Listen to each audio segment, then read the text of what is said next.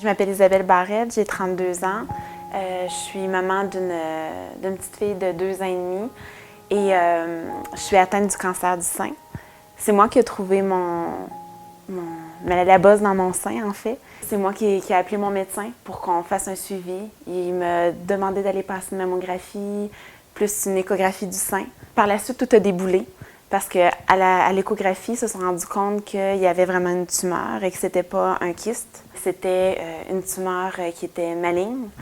Donc, il fallait m'opérer et j'allais devoir avoir des traitements de chimiothérapie, de radiothérapie.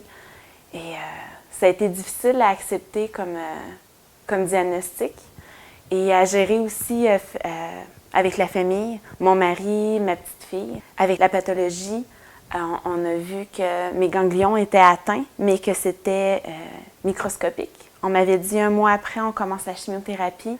Cette chimio-là, je ne le voyais pas comme un poison qu'on allait mettre dans mon corps, mais plus comme un antidote qui allait venir me guérir.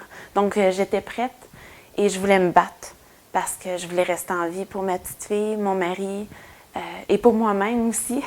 En ce qui concerne les nausées, le premier traitement de chimiothérapie, il faut savoir que eux autres, ils ne savent pas exactement comme chaque personne, comment elle va réagir.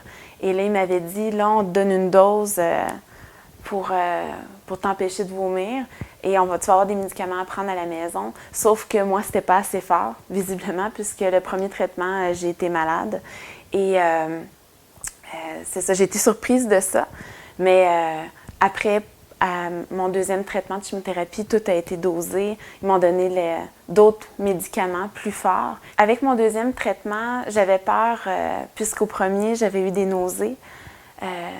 Mettons que j'anticipais beaucoup le deuxième traitement. J'ai pas eu de nausées du tout à la deuxième. J'ai posé toutes les bonnes questions. Toujours aller avec quelqu'un à vos rendez-vous avec votre médecin parce que des fois, on n'entend pas tout ce qu'on nous dit. Ça l'a vraiment fait du tout au tout.